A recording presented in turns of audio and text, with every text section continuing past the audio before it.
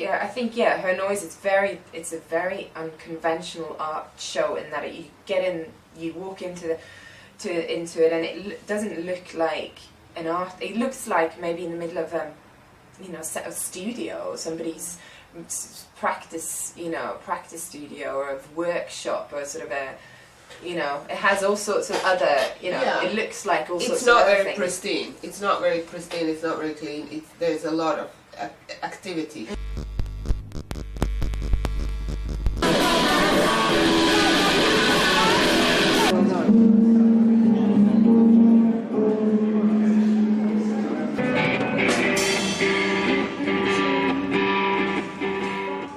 We initially started working together when I was working at the Lux Centre in London.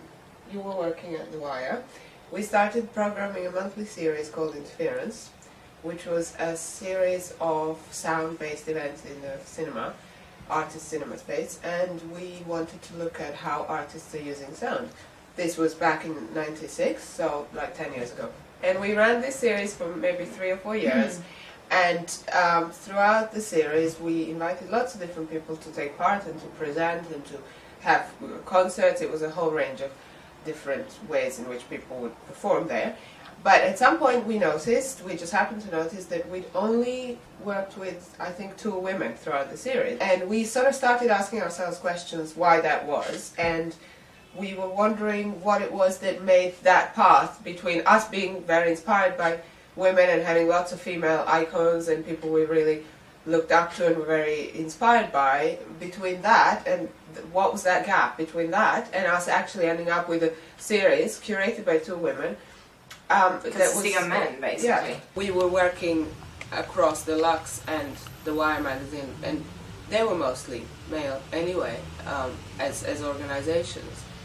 And I think that those kind of networks, where at the time, this is 1997 or 6, they were probably pretty intimidating. Hundreds of people that we were interested in, that we wanted to interview, we wanted to speak to, we wanted to involve in some way. And at one point, it was going to be some kind of exhibition with 200 female artists.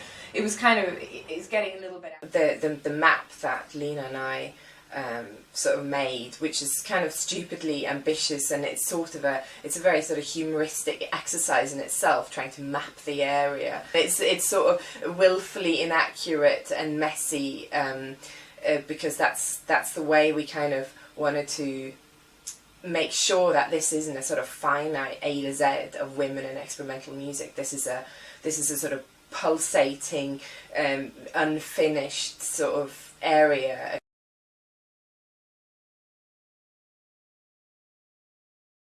And the store in New York that I really like. It's beautiful. Which one's that? Mail?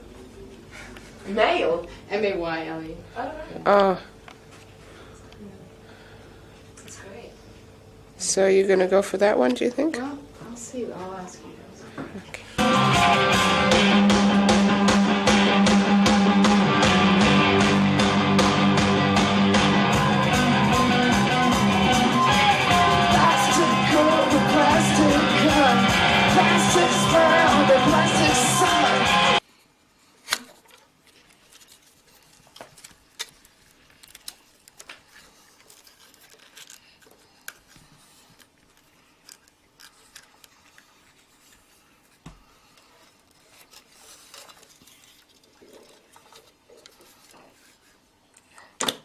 The danger is, if we were going to have a festival, we would really be preaching to the choir a lot of the time, so the people who would turn up would be people who sort of already kind of knew about or sort of felt the same as us. I think you particularly talked before about concern over creating an all-women ghetto.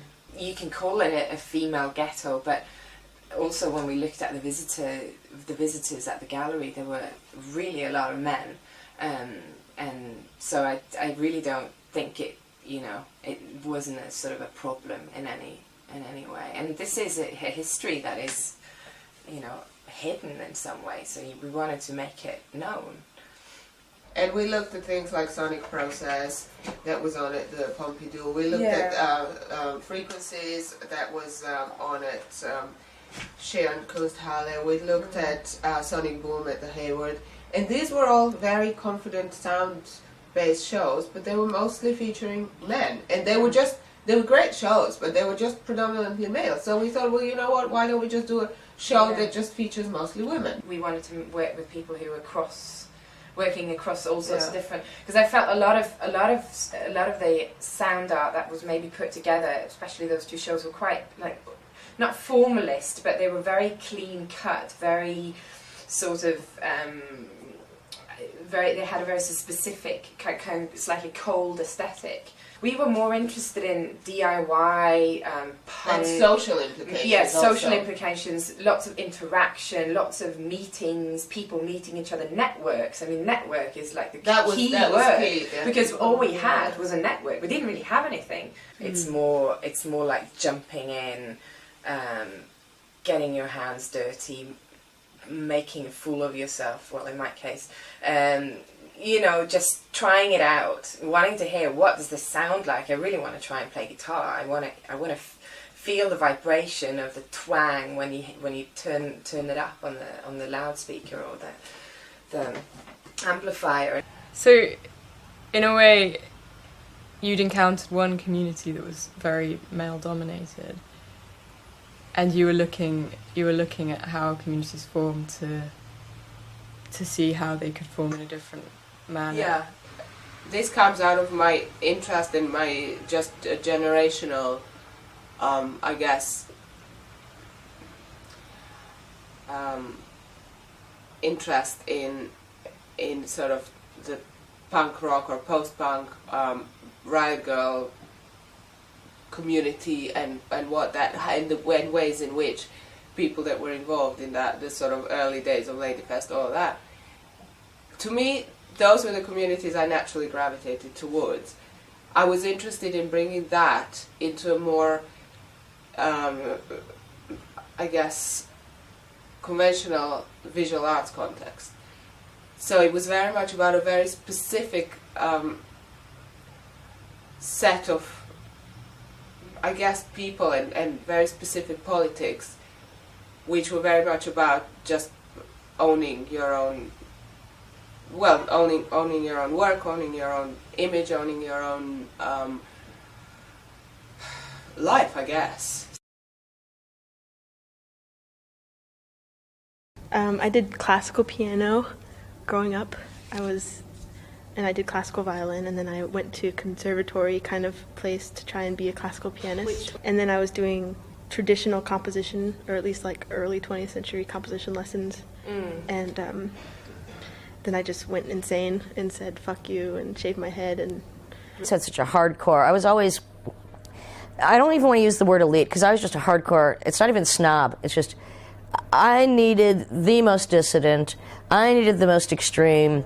I mean, because of the literature that had influenced me from an early age was the most extreme literature. So it had to be that way with music. I mean, especially if you go from the Stooges and Berlin being your favorite albums, I'm sorry, but Blondie ain't gonna cut it, you know. And neither is a lot of other no wave stuff. I mean, no wave, the definitive aspects of no wave cut it, because they were the most dissident, they were the most precise or the most intense, and that I think is what always has divided me from everyone else, although I've always moved in different musical genres with different groups of people, is still I think I'm one of the most extreme, but I'm also very supportive. I mean, I've supported a lot of people in the sense of giving a lot of people, booking shows for people, collaborating, going after collaborators. So there's that conundrum within myself. And I mean, I was still playing music and then doing the biochemistry and experimental psychology, and the experimental psychology is what got me more into the vocal work, the solo vocal work. And I started to do work in anechoic chambers where no one could hear me from the outside, but I could work inside and use my voice in completely unmatrixed, uncensored material, non-musical, whatever it was going to be at the time. Sometimes I would take LSD and do it. Nobody, so I could literally go crazy and no one could do anything about it. No one could tell me I couldn't do it. No one could do anything. And I guess I started doing a lot of stuff with my body also because I was from bikini culture in Southern California, and I was always so repulsed by the paradigm of the examples of female beauty was always so cliche, and I was always being manicured to become an emaciated television commercial star. Well, I must say then, starting at the end of the 60s and the beginning of the 70s, there were no models for something like sound art installation. I mean, performance just started, but the art academies were very traditional, and more, the conservatories were even more traditional. And to study, to be a good performer on stage, you had to dedicate yourself entirely to that. And I didn't feel like playing the same stuff every day, 8 hours. I mean, it was just not my interest. And so I started to improvise. In Zurich we had a group of people interpreting music from Kagel or Stockhausen or Cage. And that was very early, we already met. And after a while I really saw that that was much more interesting to me than doing all these classical studies. But I was interested in playing, so I was like this pianist, studying piano, practicing piano constantly. Although I said this to someone a couple of days ago, we were talking about this, I don't really think, sort of my myth about myself is that I spent all of my teenage years practicing. But actually I don't think I was practicing. I was actually just playing, which is really different. And it should have clued me in, it probably clued other people into the fact that I wasn't going to be a pianist, or in my mind I was going to be a pianist. Because I wasn't actually practicing, I didn't actually care about perfecting anything. It was kind of almost a drug for me. I had to have my hands on the keyboard. I just really wanted to play. I had decided to become an artist. I studied art, and I was producing a zine together with my then boyfriend, and it was sort of like a really self-made zine in relation to the current music, but also, which was punk rock at the time. So we did really weird things like translating The Night by Patti Smith and Tom Raleigh into German, and where I knew a little English at the time, or school English, and my boyfriend then didn't know any English. So it was really crazy. And then we did Susie and the Banshees, sort of, we collected every press clip we could find and then recompiled it and then made layouts with pictures. Anyway. When I first moved to New York, I moved to do art, and I worked for this gallerist, Anita Noze, and sort of got turned off by the commerciality of what was going on. Then all these people fighting over these young artists like Robert Longo and Troy Brontuck and Richard Prince, and at the time the whole no wave thing in New York had really died out, but there were still people playing. There was some visage, semblance of it, and like DNA was still playing, and I thought Ikowe was amazing, and people like Glenn Branca and his group The Static, and I think Christina Hahn was playing drums with them, and Barbara S. And I just somehow was much more just, I finally got the whole punk thing. Like in LA it didn't make sense to me because I just saw it as more just 3-chord, more conventional, and but this music was much freer, and I felt like, well, I could do that. But that looks, that really is free, much freer and expressive and stuff.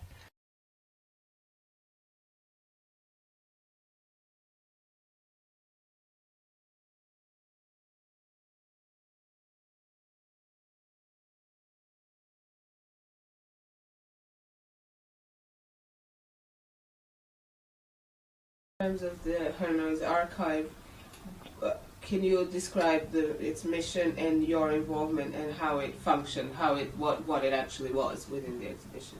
I started working on it with you and Anna Hilda and Irene Revel, and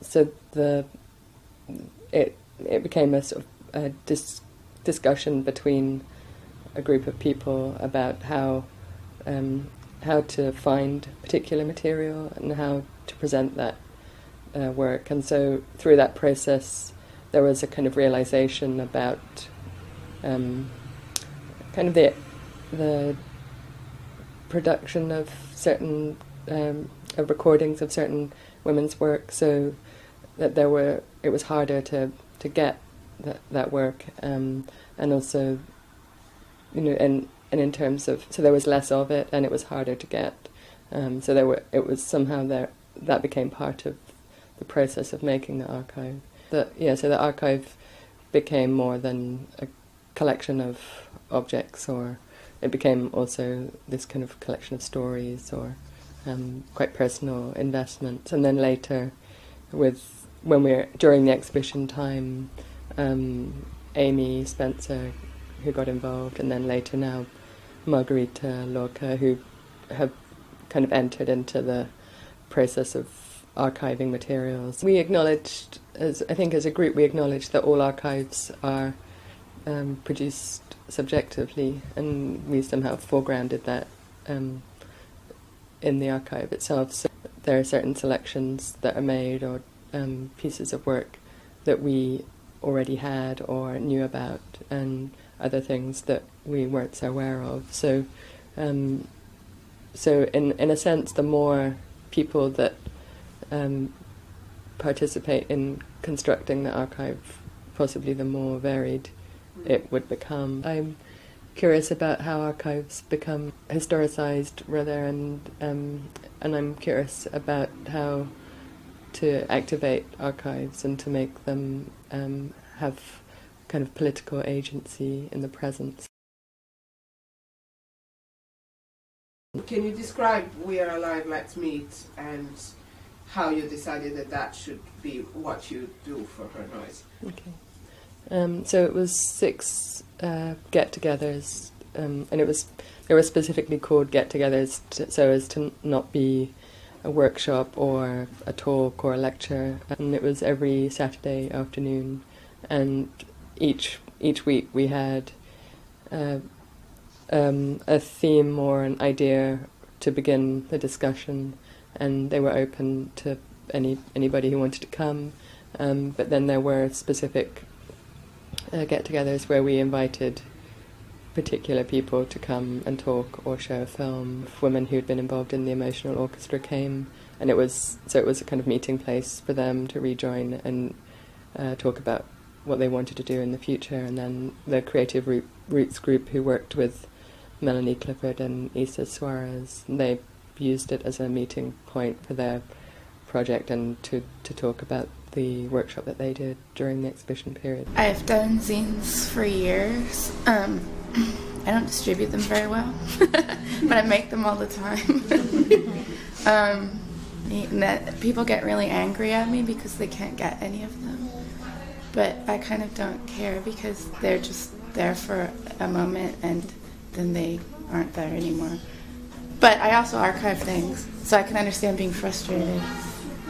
I used to read Snipping Blue a lot as well, and there was another fanzine called White Stuff, which was, I think, mainly about Patti Smith, who was my total hero. So I read that one as well, and there was lots. I can't remember their names very well now. I just used to buy lots of them because it was all this sort of very personal way of writing and not having to please anybody in particular and all that kind of thing. G.B. Jones, who was in Fifth Column and had something to do with that, she did Hide cassettes in the mid-'80s.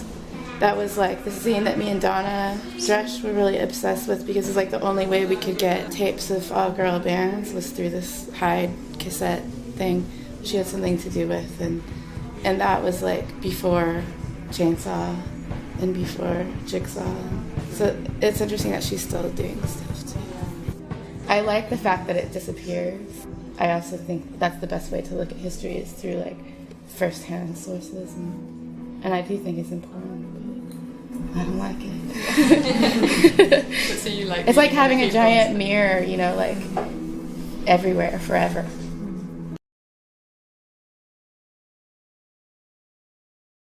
Find different ways. I think that's so important, because the goal is to take what you know, get it out of you, and learn more. Don't think about success because you're probably not going to have it. Because if that's the goal, you should go into banking. If you are driven with an irritation that needs a place to come out, that's what art is. If you have a wound, an itch, a longing, a lust that feels as if it's bursting out of your skin, that's why you create art. That's why you do music. You don't do it to win a popularity contest. You don't do it for money. You don't do it for anything other than you are driven to create. You cannot think about if anyone will like it, if anyone will want it, or if anyone will buy it. That's not the point of art. That's not the point of creating. That's the point of commerce. And that's what they have reduced everything to. In some countries we'll be in rave magazines, and in other countries we'll be in arty magazines, or in trendy ones. To work in the music industry, you have to have knowledge that nobody's going to rip you off. And you can't be naive about that, because somebody's making money, and you might as well be the one who gets your publishing rights and not somebody else, because they've tricked you. I don't see myself really as a political artist. Everybody else does, and perhaps I am, you know. But if that's the case, then it's only because I feel that I need to point out certain things that don't seem to have enough emphasis, and so then I work on those, and then perhaps that's the political part, you know. As I said, I think that the seed was planted by creeps like Clearwater Channel and all of the kind of degenerate corporate media fascists who, you know, really make young girls think that, you know, being an individual and not becoming like a Stepford wife, you know. Did you ever notice how a woman has never started a world war?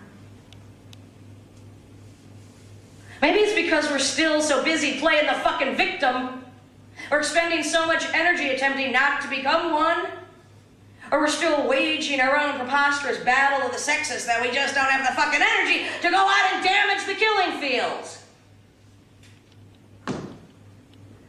Did you ever notice that a woman has never stopped a world war either? Is that because we still just don't have enough fucking ammunition? I think, you know, because the music is so esoteric, you know, depending on the music, you know, if the music's esoteric, then there's not a very big audience for it anyway, and there aren't going to be many people who are going to get what you're doing. There was a while where I thought I had to make something that was cool, and then I had to decide at one point that I'm destined to not be that cool, or it would be cool to not be cool, and just kind of like surrender to like what you are and where you come from. And, so I think art is an ongoing development, and whenever you stop, then you better stop completely. I mean, it's something you have to risk all the time and to be curious all the time. I'm very interested in ideas about training and virtuosity and instrumental prowess and all this kind of guitar god history.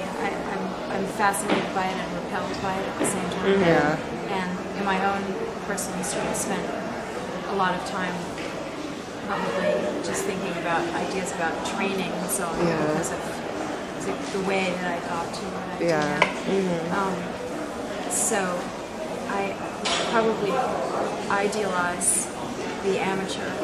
Right.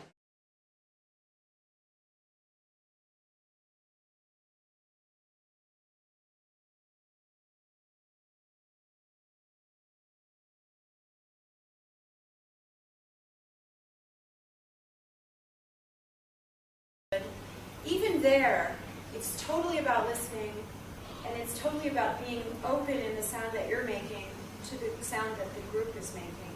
Listen, calibrate yourself to the group, you know? No one can be heard individually. That's what's so interesting about it. And that's also what's so interesting about those moments when individual people do emerge out of the thing.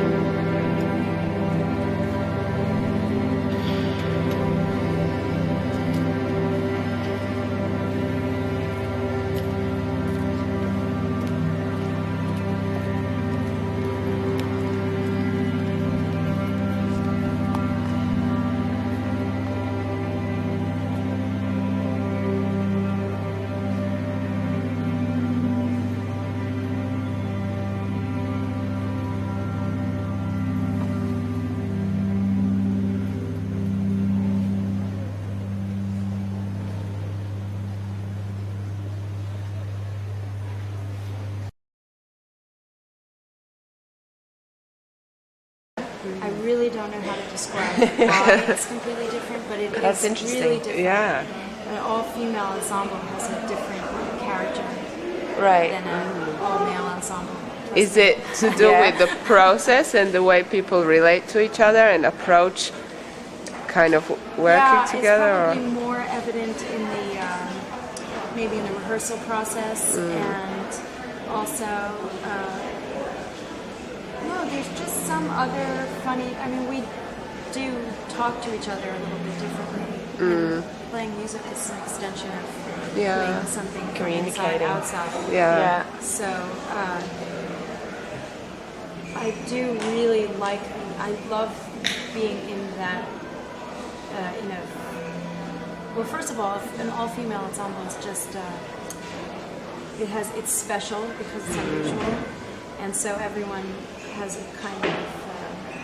It's very intriguing. Just maybe this will disappear in some decades or something, and it will become very mundane. Yeah. But anyway, at the moment, it has an extra element of something. But I know that when I play experimental music with other women,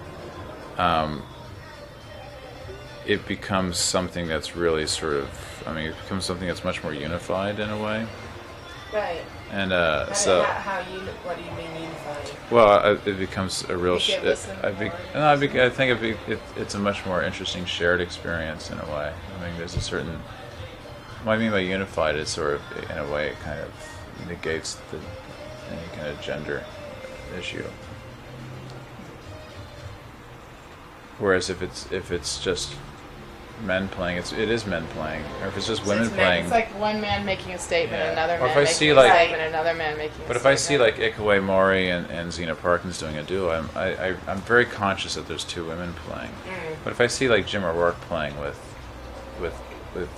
Kim and Nickaway and DJ Olive. I see this, I'm seeing a sort of transgender in a way. I mean, it's just, I don't think of it as men and women. I think of it as a sort of more sort of unified thing. It's like and like I say as well, very few women doing it. And then when I did look into, and me looking for girls was not so much a feminist issue, it's more like, you know, girls do it differently actually. So to me that would just be more kind of ingredients in the pool of different kinds of music that is out there. I mean, I think it's more, at least the way I approach music, it's very collaborative in the writing of it, so it's really based more on personalities than it is on gender. Okay, on the one hand we were very interested in supporting women, supporting women's work, sort of, I guess, sort of like shouting out there, these amazing women, why aren't they getting more recognition? On the other hand, we felt really ambivalent about curating a project that was women only. We still do, I still do. So it was really problematic. How do you know, it was kind of like we felt, at different stages I guess we felt differently about whether it should be sort of explicit that it's a women only show. It feels a little bit sort of, do we really need this? Is there a real need to sort of put together something that's so exclusive and so sort of... Yeah, sorry. Yeah. No, the problem is you're also, by creating an only women forum, you're also creating a ghetto. So it's like, is that a good thing, or is integration the best thing? Yeah. Do you think then that curators or programmers have a social responsibility to look for more diverse artists when they're programming? Yeah, that perhaps don't come to mind initially. Absolutely. There's always a very easy way of doing something. There's always, the easiest way is always to do something with a person that's done it already and is very good at marketing themselves and is very good at getting and packaging their work. That's the easy way, and we can all do that. I think it's really important to sort of dig a bit deeper, but it's really hard.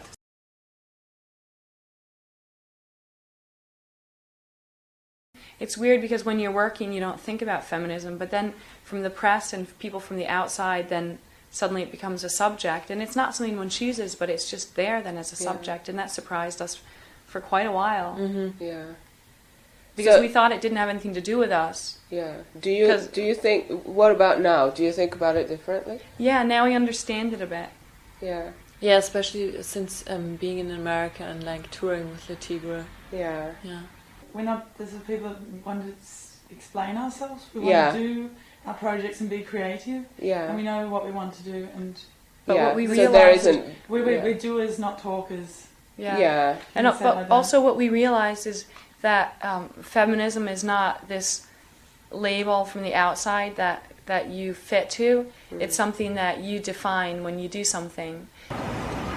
It's funny because I was always screaming about misogyny as a young girl, and as I have grown older, and all throughout my life since I left home in my adult life, I just tried to examine misogyny in my own circle, in the circle that I existed in. My songs, like all my speeches, like all my books, like all my everything I do is basically autobiographical or coming from my point of view. A lot of the songs are about men I know and have known, of course. A lot of the speeches are directly about... The difference between the speeches is the politics are about people we all know, men in positions of power. The songs are about men who have no power, who pretend they do. And then the lyrics and the other types of songs are about empowering women. So, I mean, who's being left out here? No. The third sex? Well, what am I? There we go. Yeah. You know, so, I mean, it's, you know, the sex card is brought up with me a lot because it's either, are you pandering to the women, or are you just there to insult? No, I'm just trying to present an accurate, an alternative debate about this power play between the sexes, which still goes on. Yeah. You know, I'm just trying to make sense of it. Yeah. Trying to see where it goes. Like showing the macho side, showing the feminine side. Because like on your album cover and stuff, there's a close up of your crotch, which is like that was a picture that was just taken from a live show. Right. So it looked really cool. We were like, hey, let's use that. Yeah, no, I think it's really striking. I was just kind of because this is the kind of these are the kind of images that a lot of girls kind of protest against because they're objectifying and they're taking like a limb and you know and making it like a tool or whatever for people getting off on that. So is that an objectification that you kind of welcome, or is it something that you want, or is it? I don't put a demand on it. No. Okay. And so your But agenda. it's cool because I forgot about it, like the Sticky Fingers cover and the first Motley Crue album cover, which are both just male crotches. Yeah. Really big, packages. But as well, I must say the whole world of sound art is not so much a macho world, I have the feeling, because it's kind of, we all are not rich, we all have to still fight for our work, and it's kind of more that people help each other. And because the way I was raised, a singer, a woman isn't really a singer, it's a kind of an immoral act, and it's not, you're not to be opening your mouth in that kind of activity, and so I didn't, unless my father was gone.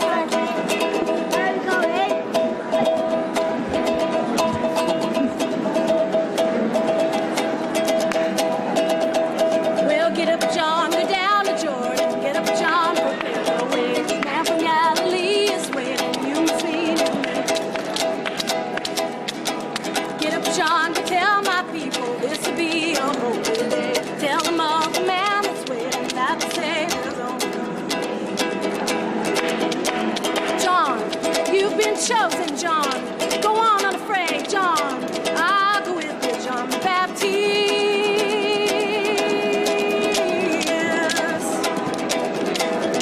This is the day.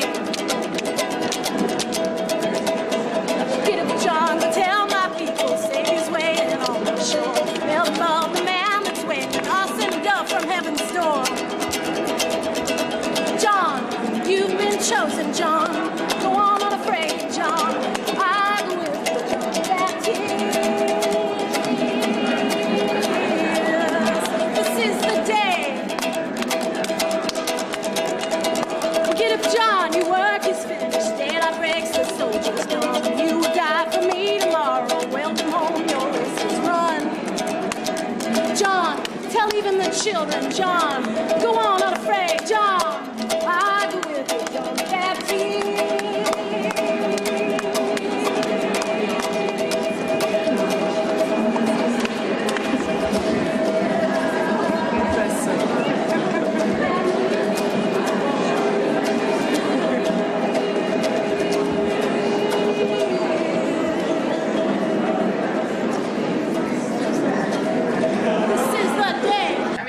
lot of, I mean, noise is, just a kind of doesn't really articulate anything. I mean, there are people, there's this whole free folk sort of movement within sort of noise music, and I mean, there are people who play incredibly melodic, slide guitar with bell voices or something, and they go to noise shows. I mean, I think it has to do with what the influences are. I think it is misleading to just say noise, because it's just kind of really about free music. It's not so much that people get ready-made product, delivered. I mean, it's kind of a fractured affair, and it's supposed to be that way. And the curiosity of, in a way, like trying to find out what this music is, the effort to make, that you have to make to find it, or even to come here. Maybe it only existed in this moment, and that's fine too. And it's not sort of necessary, or it's the goal that you have it in a package and then it's going to be compiled. Maybe it will, maybe the automatic music tent results will have an afterlife, and it might, but the idea is really to find out what you feel about the stuff in that moment.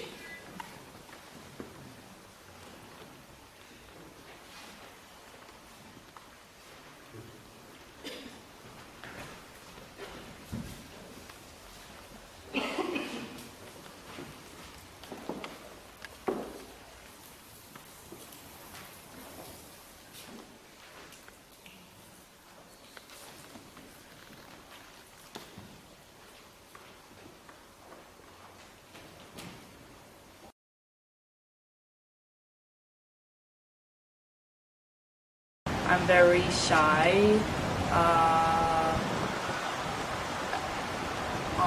underlyingly very shy, and doing performance and doing Karen Black and doing rock and roll is also just a way, it's a way to cure shyness. Visual artists invited me to do performances that I was doing dressed in black with my back to the audience in the dark, just vocal improvisations, no structure at all. And I started that. I was invited in mental hospitals by some people in living theater who saw the work, and then eventually I got into microphones and still working in the dark. It took a few years before I would ever perform outside of the dark because I didn't want anyone to see me. And even if you see my performances now, they're very dark. You know, it's a kind of it's not a disguise, it's not a mask, it's freedom. It's just complete freedom. Well, it's weird because what goes on inside your head from show to show changes so much. And like, when I first started, I'm sure I was nervous, you know, but like since the beginning of this tour, I thought, oh, all these songs sound the same, is all I could think in my head when I was singing. It was like, this sounds just like the last song.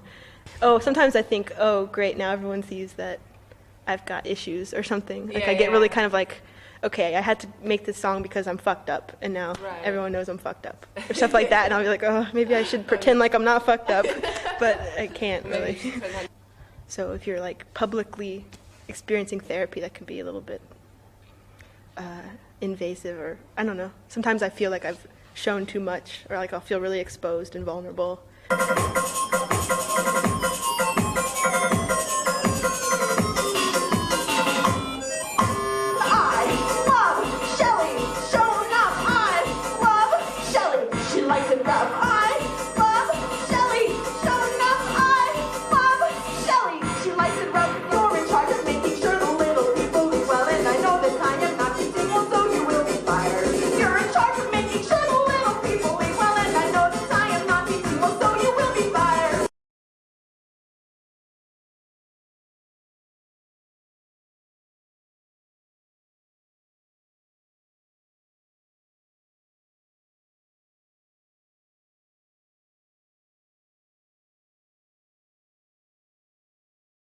The bed it's a portable venue, it's an instrument, it's a great workshopping kind of beast. It's a way of being able to make music with different people, which is very much what I wanted to be able to do. And so the bed has been this brilliant thing that is actually, you know, I say brilliant, it's not brilliant because I had a great idea, it was just because of the process that I went through to actually make it, that involved all these other people that I met to make it.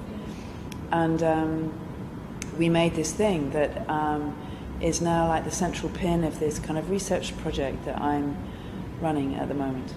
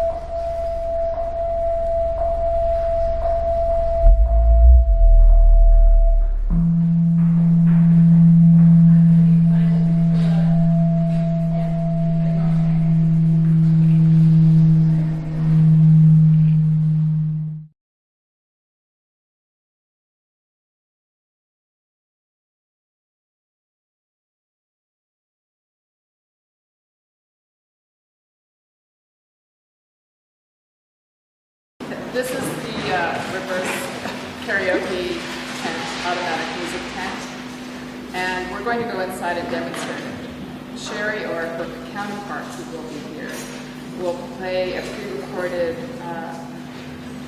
CD that has my vocal on it, and you're invited to play along with it. There's bass, guitar, drums, and a vocal mic, which you can use in any fashion pretty much, except don't touch the knobs. And anyway, so we're going to go in and do that, and then afterwards,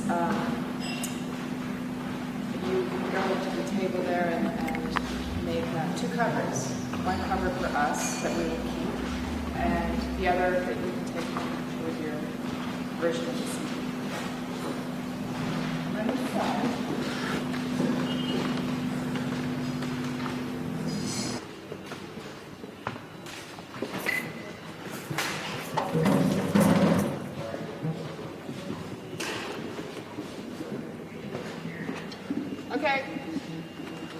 Are you ready?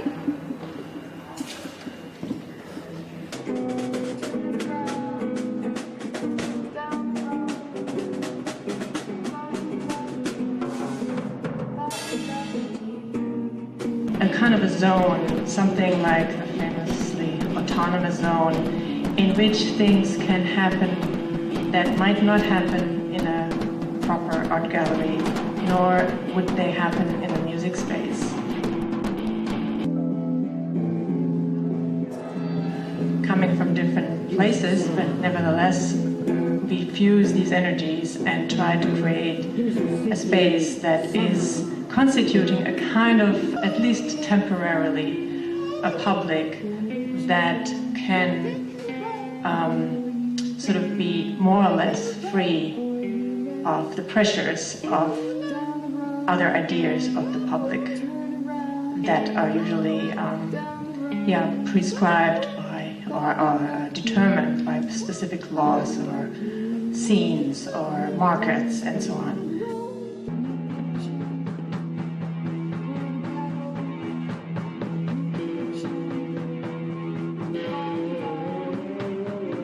So the idea is that there is also that only in these type of spaces, only in that particular attempt of creating a public, let's say, creative practice can actually emerge or can take place, be it a visual one, but also, you know, like just expressing yourself by different means, both in music and in our visual arts.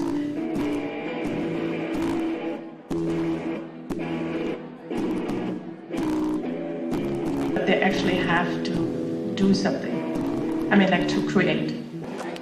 Oh, to make one a combined one? Yeah, to make well, just take one and then everybody gets a color. Okay.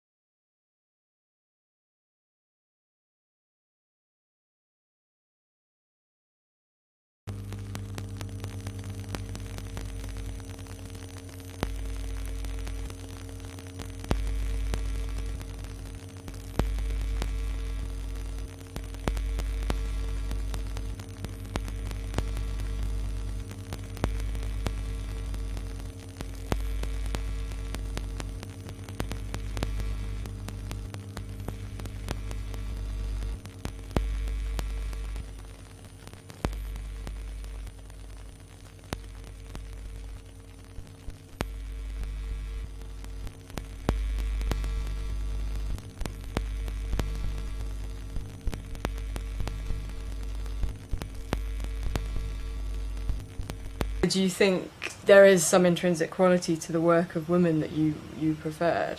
You relate, you can't help but relate to things you're interested in or experiences that somehow speak to you. And those experiences partly speak to me because I'm a woman and I might have experienced or have had thoughts in a certain area. or understanding the landscape and asking all these questions about gender and music and histories, and how that was manifesting itself in people's work. So, for example, with people like Diamanda Galash, who says, I don't see myself as a political artist, but these things need to be addressed. In a way, those are the politics of her noise in some way. Maybe she voices it the best, because it's really not about wanting to discuss these things. It's about them being intrinsic in the work and having to, in a way. There isn't one artist where it all began, and there isn't a kind of, you don't get into any kind of nub. There's lots of things, there's lots of threads, there's a lot of themes, there's lots of different people, they're all spread all around. It's a sort of an inroad into a territory that is not a sort of predictable, historical, timelined field. Because the question to me comes down to who are the histories written by, really. But then in that sense, you are trying to write a history. Yes. And now it sort of lives on. We've created hours and hours of footage, and the archive now continues, which is fantastic, which means that in a way we are sort of freed up to sort of move on and do other things, and the archive is used, and it's new blood can sort of move in. We maybe have set up a structure which can be filled with loads of other stuff and things and films and footage and music and